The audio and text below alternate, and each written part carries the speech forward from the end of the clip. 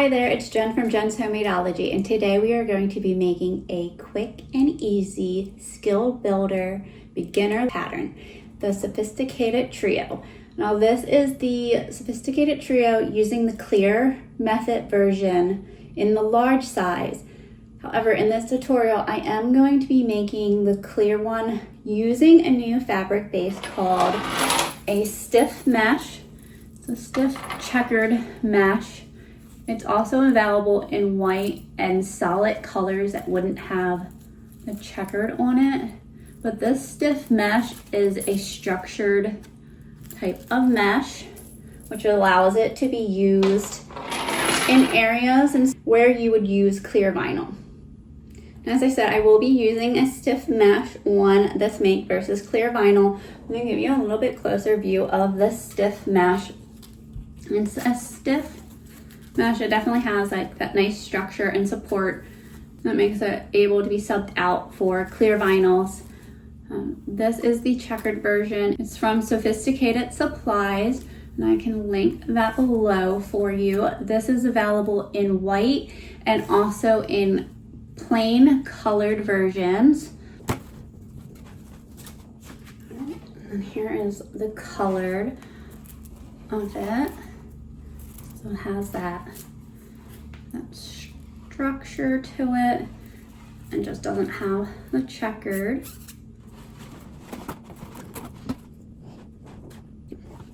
In this tutorial, I'll be making this trio. So you'll see the process of this, which uses the A-frame for non-directional print, though I will also go over the process for directional print using the 2 pieces of bead. Now this is actually a clear vinyl, so you'll see how this is assembled. But once you get this assembled, the process is the same for each of the bags.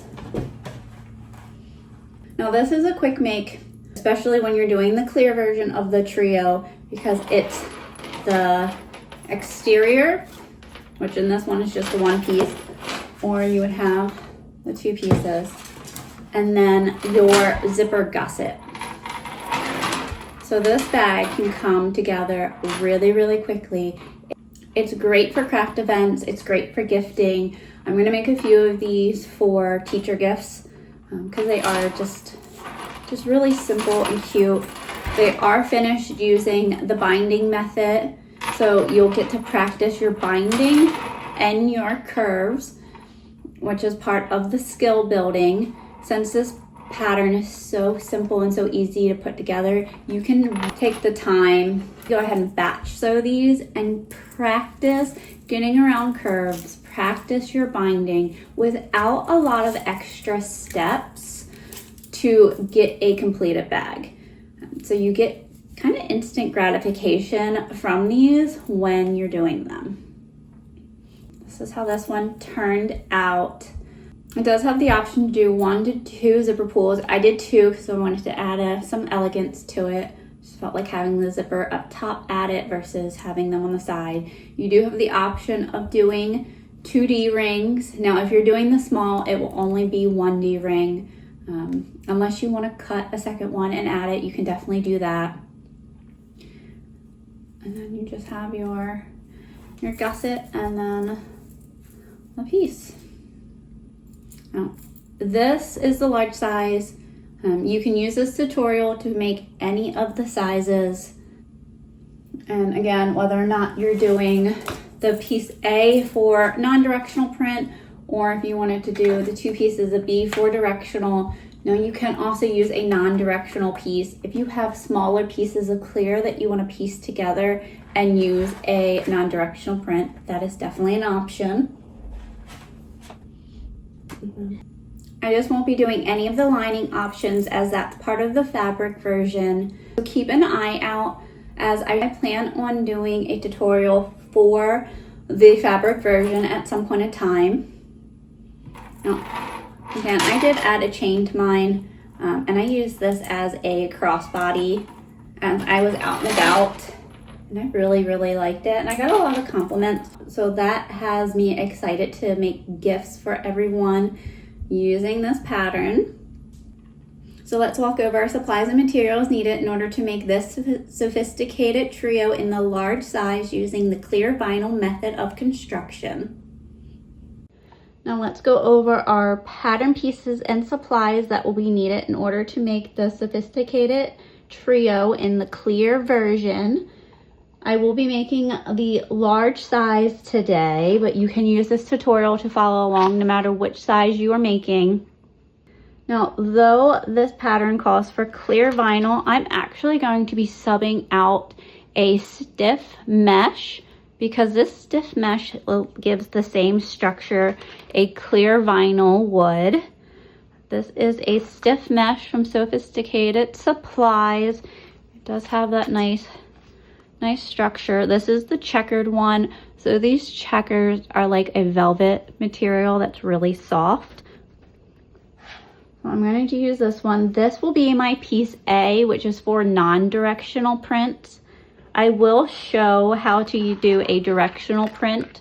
This is clear vinyl. So if you do not do a non-directional, which is piece A, you will need 2 pieces of piece B, which would be your directional print, and we will sew these together in the tutorial so that you're able to use this tutorial no matter if you're making a directional print or a non-directional print. So again, you will need either or, 1 of piece A or 2 of piece B. And then you'll need 2 of piece D, which these are your side gussets. 1 piece of E, which is your D-ring tab. This is the Vibrant View from Sewfisticated Supplies. It's a nice, thin, but very, very strong material. So it doesn't add in bulk, but makes great linings. I'm going to use this for the D-ring tab. And then you'll need your zipper tape plus 1 to 2 pulls. I'm going to use 2 pulls for mine, partially because of the size. And 2, I just think it's going to add that little extra elegance to this make. And then 2 1/2-inch D-rings. If you are making the small size, you will only need 1 of these. And then 3/4 of an inch binding. I'm using fold over elastic for my binding. However, you can definitely use whatever type of binding you like. I have also made these in the past and have used 1 inch. And it worked out fine. Just with this, the layers don't really get that bulky, so the smaller binding works out better. So now let's walk through our supplies. Let's go ahead and get started. We're going to start off on page 14 for the clear vinyl. You're going to take your piece of E, which is your D-ring tab, and you're going to find the center of your wrong side and draw a line down it. And now you can meet those 2 long edges to that center line.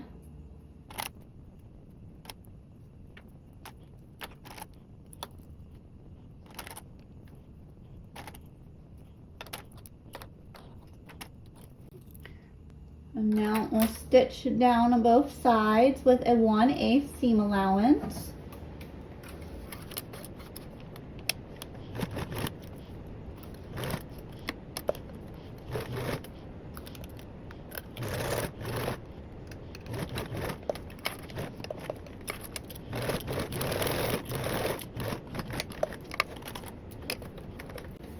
There's our D-ring tab, and now cut this into 2 separate pieces. Now, if you're making this small, you will not cut into 2 pieces. Then you'll take your D-rings and slide them on, enclosing that raw center point middle. So there's our center. We're gonna close that in. And then base these with a 1/8.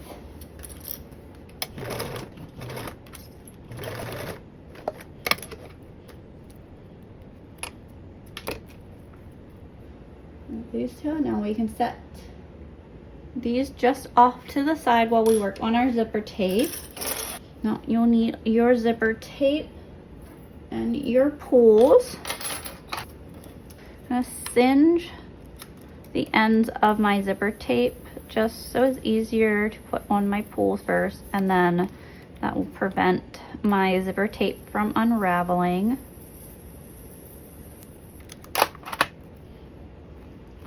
Since I am doing 2 pulls, I'm going to put 1 on each end.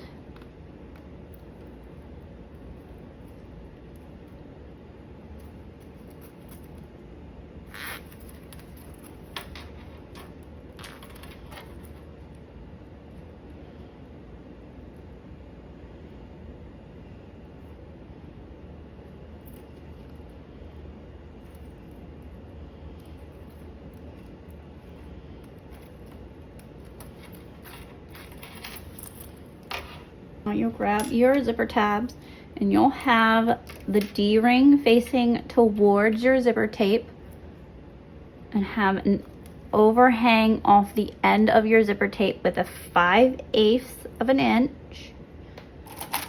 You'll center that on. We'll do the same on the other side too.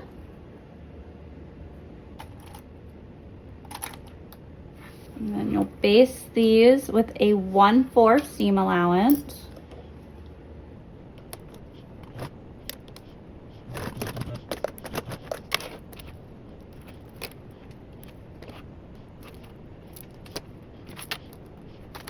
It does help to use a hump jumper on this part, just because your pressure foot is usually so close to where your hardware is.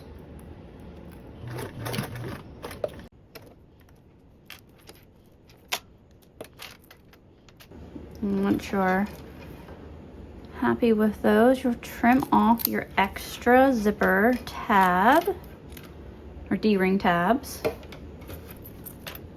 And then we'll take our gussets and we'll place those right side down with your zipper tape right side up and match along your zipper end.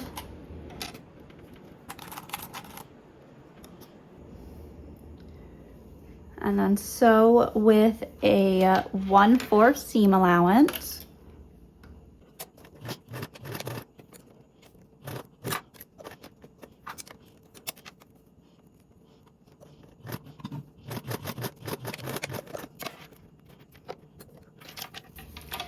There's your one side. And you'll repeat on your other. Again, making sure that your fabric is right side together with your zipper tape. And then pull up that D-ring so it doesn't get in the way.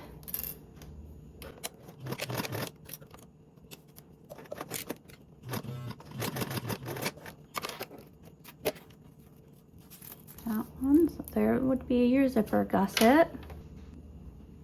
Now you're going to trim off your ends to a 3/16. That just takes off a very, very small amount.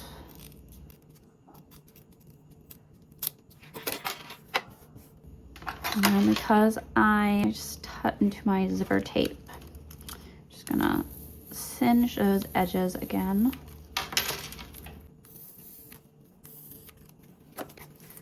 Now you'll take your binding. Depending on your binding choice, you can singe the ends of your binding. Not all binding, you can do that, but the edges are going to be covered again anyway. Once we do our final assembly, you're going to cover your ends.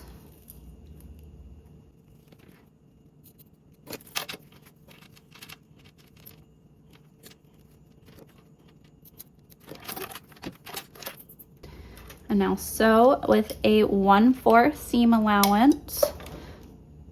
Again, make sure that that D-ring is up out of the way. It will be helpful to use a hump jumper.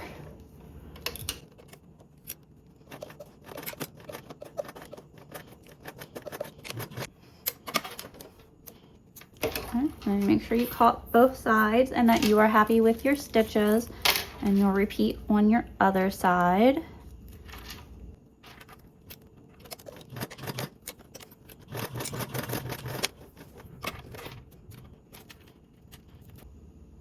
And you'll make sure that you cut both sides and that you are happy with your stitches.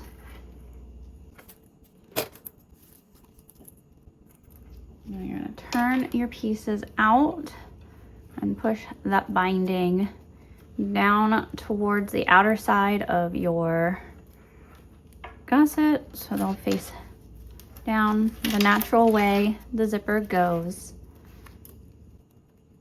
And then we can top stitch with a 1/4 seam allowance.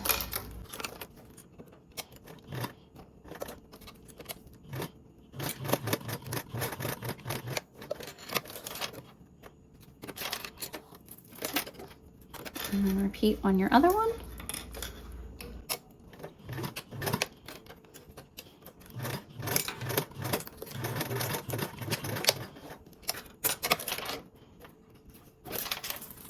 And then make sure that you're happy with your stitchings. And then before you go any farther, I would just double check that you have your pulls on. I rather have to take off the side panels and have to undo the whole bag. Here is your side gusset, and it is now ready for final assembly, so we can put this aside for now. Now, if you did the piece of A, which for the non-directional print, you can actually skip to the final assembly on page 25.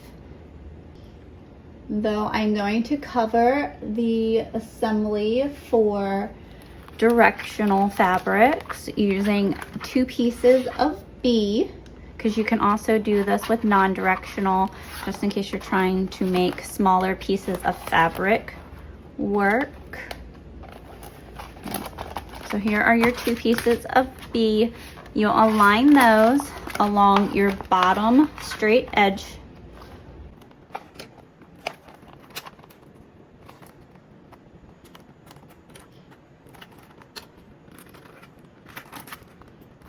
Your piece that will look like that.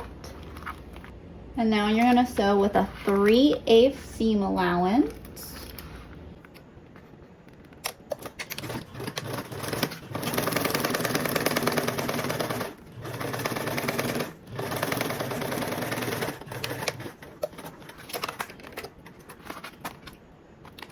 Now trim your seam allowance corners. And you're open this up, and butterfly open this seam.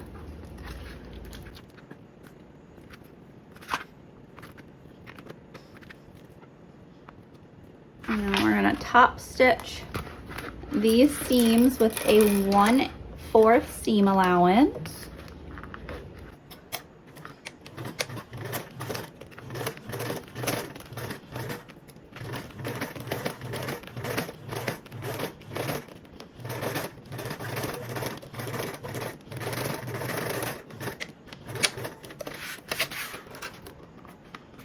I'll repeat it on the other side.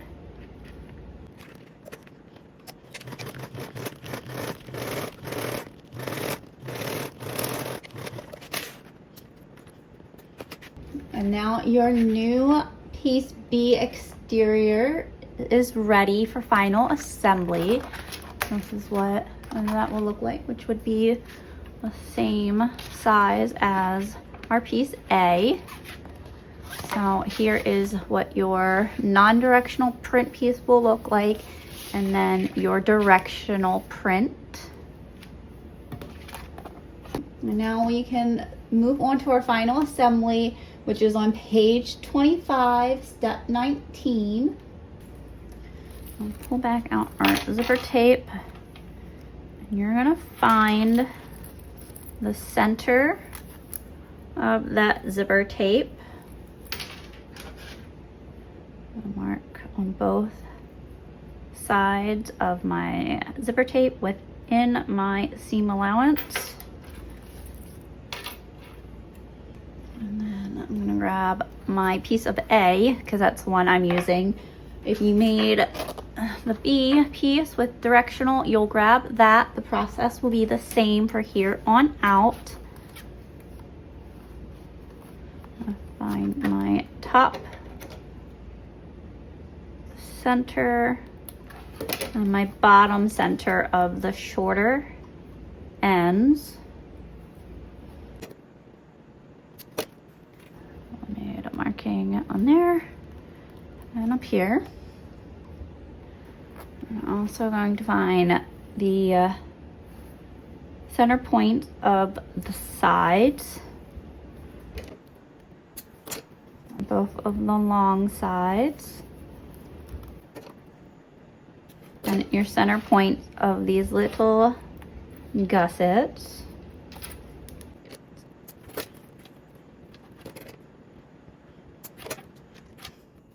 Now we're gonna take our side center points of our piece A or of your piece B, center points, and you're gonna take your gusset and place that right sides together along that point, centering them. And you can do these one at a time, or you can clip them both and then do them, depending on your fabrics. Doing them one at a time might be a little bit easier. You just want to ensure that the zipper is not twisted, so that it makes a loop.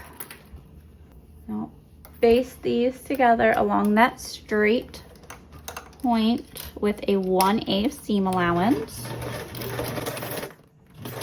Just along the straight. You don't want to start basting around the curved part.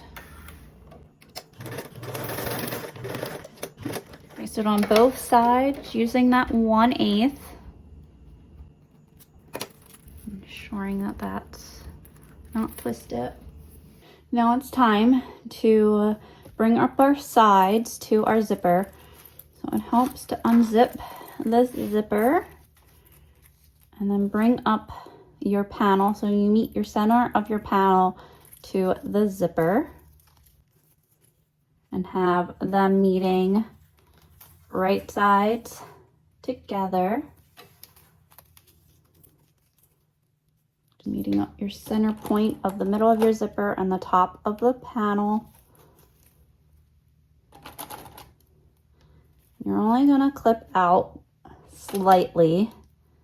You don't want to go too much into that curve yet, so you give yourself a little bit of room to work around with. I'm going to do these one at a time, so I'm going to go ahead and baste this side on with a 1/8 seam allowance, and then I'm going to repeat with the other side.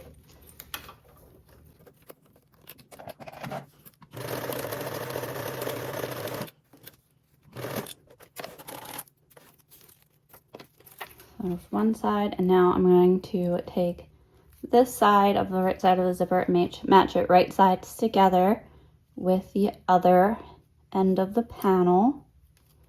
Matching those center points. And again, clipping out some. Again, you don't want to work too much into those curves quite yet, just because you want to be able to have more room to ease in your fabric. Again, basting with a 1/8.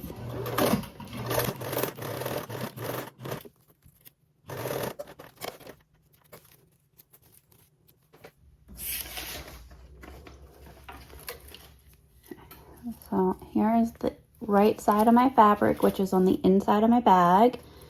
You can see that the zipper tape is matching and that they did not get twisted. And there's my side gussets. And those right sides are also facing towards the inside. Now once you've basted both of your tops, you can then go around and start clipping together and around your side gusset up to your zipper.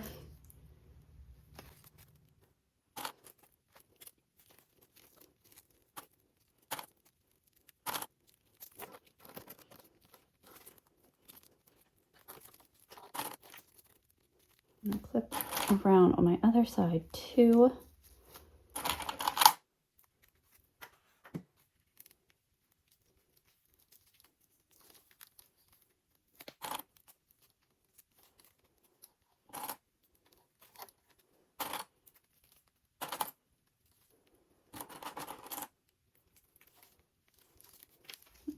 Now you can either baste this on and work on your other side in a moment, which is what I'm going to do, or you can clip it all around and then baste. I like just doing it panel by panel. It's just easier. And I'm going to take and start from my top of my zipper for my first one. And then hemostat really, really help in this curve and keeping your zipper tape to your edge and your fingers out of your sewing area. I'm going to baste with a 1/8 seam allowance around first.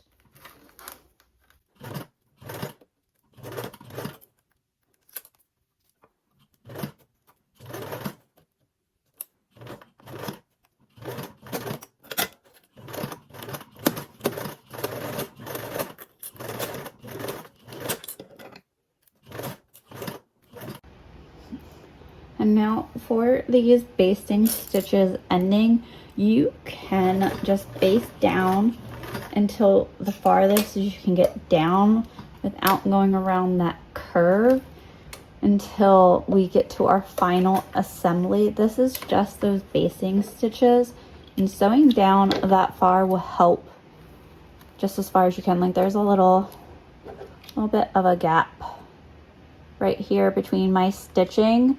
That will allow the fabrics to hold together, and then during the next row of stitches when we do our 1/4 seam allowance, that will hold those together, and then you can manipulate your bag to get around that full curve. So it's okay just to sew down as far as you can into that curve for your basting stitch. There's the one side. I'm going to repeat on the other.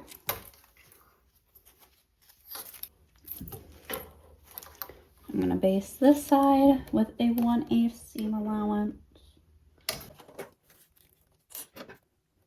Again, using my hemostat to keep those corner layers together. You can also use staples within your 1/4 seam allowance of your finishing stitch. You can use staples. I find hemostats just easier.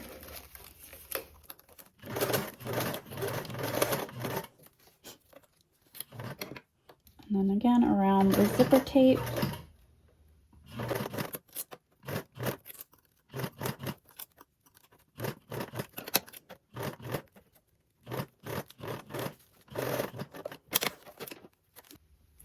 And now we're going to repeat that we did to the one side of the panel to our remaining sides.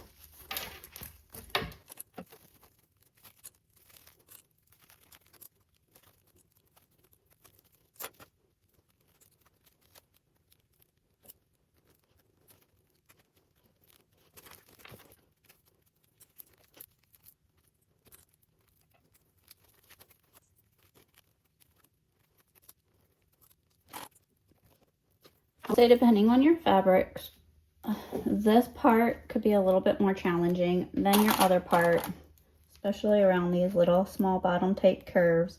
Go slow, take your time, and manipulate that fabric so that it's evenly underneath of your pressure foot.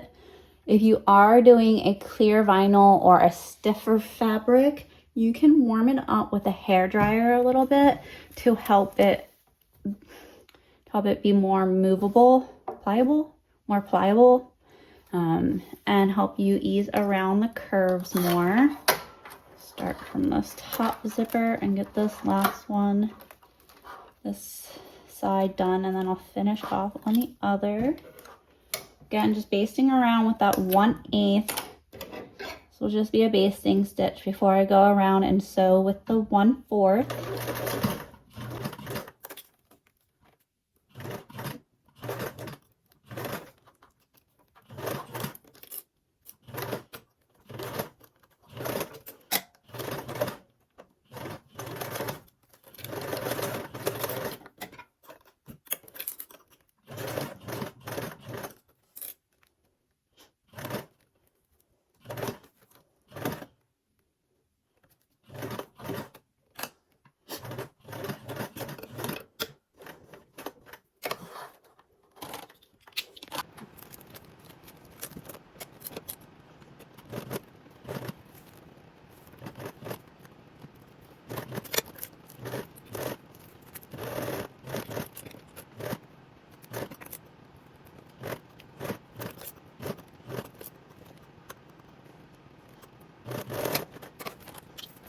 And then you go around and check your stitches. You can give it a test turn out to make sure that you are happy with everything. You don't have any pleats or puckering going on, especially around the curves of your zipper tape and then this bottom corner.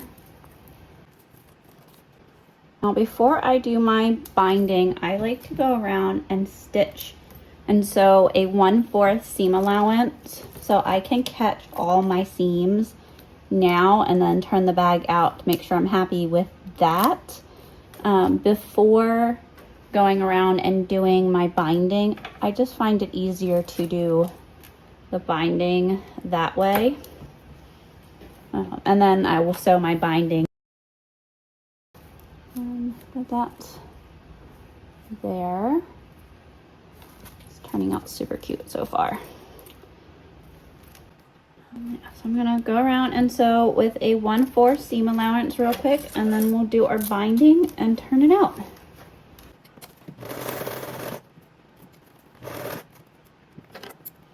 Now I'm gonna use my hemostat around this corner to smooth out my zipper tape as I go around.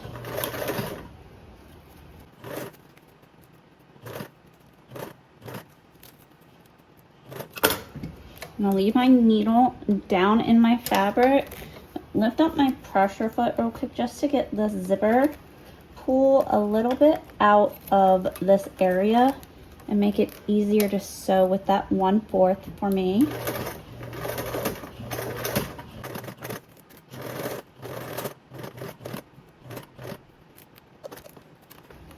I'm just manipulating that fabric. Go around those curves.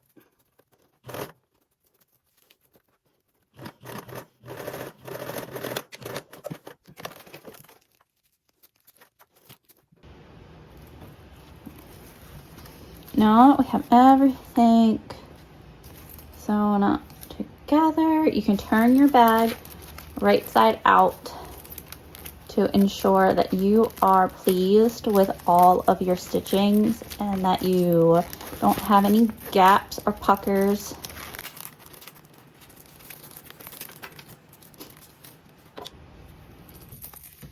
And now I'm going to turn this back wrong side out so we can bind.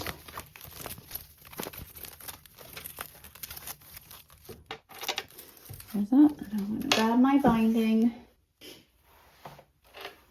I'm going to place this right underneath this zipper. And I'm actually just clip on a little bit.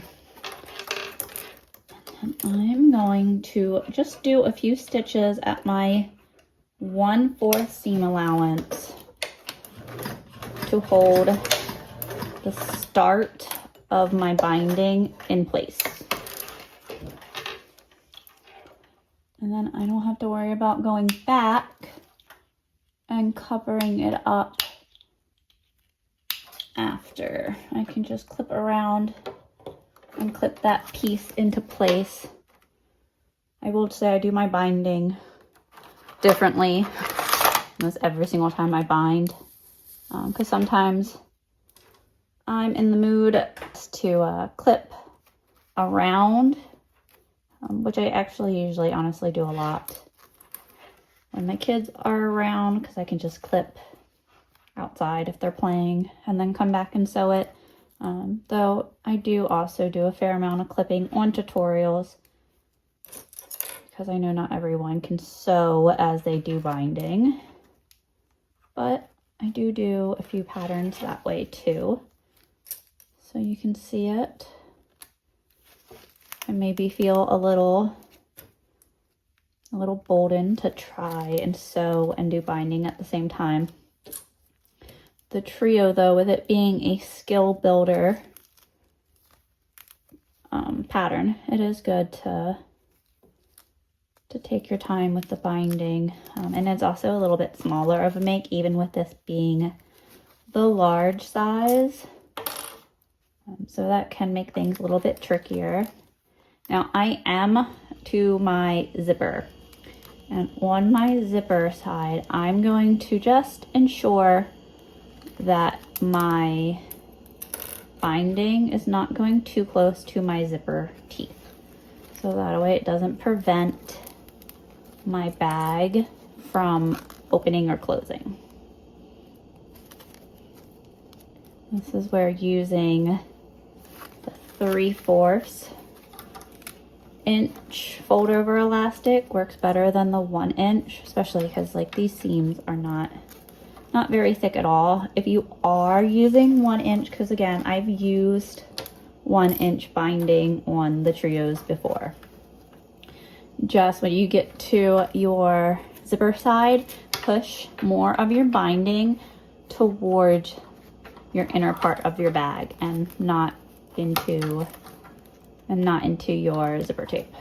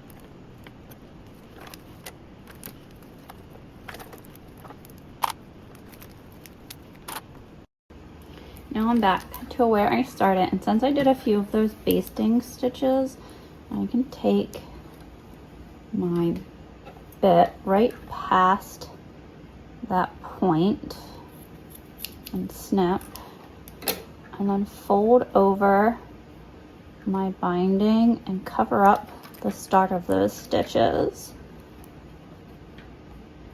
and be able to cover that.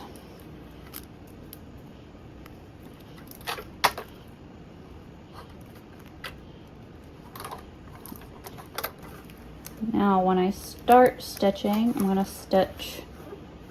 start stitching below my joined end, just in case especially because I'm using fold over elastic, just in case my elastic starts to stretch and I have some left over, I'll be able to pull it towards the end. Now you're going to stitch around using a 1/4 seam allowance, just going slow around those corners and really working your fabric.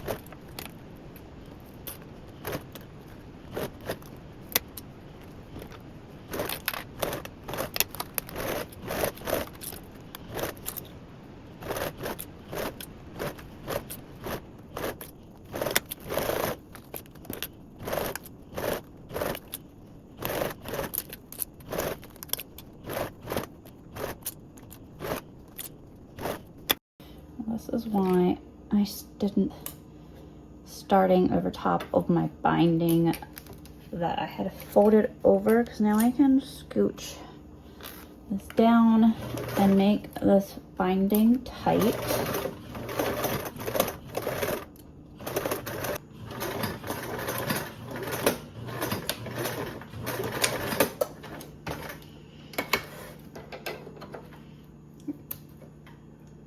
Now you'll go around and check that you caught your binding all the way around on both sides, and that you are happy with your stitches. And once you do, you can go ahead and turn out your bag. Well, if you have clear, go ahead and use a hairdryer to help warm it up.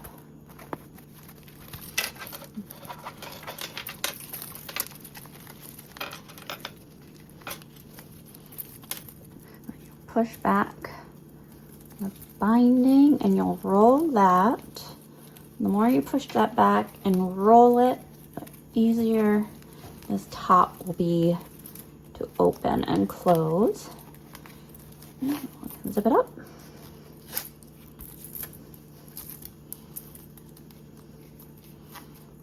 Pushing that binding down more. Here is our finished Sewfisticated Trio in the large size using the clear version method for assembly. I hope that you enjoyed making this as much as I did today. And if you did, please consider giving this tutorial a like and subscribing to my channel so that you do not miss the latest videos.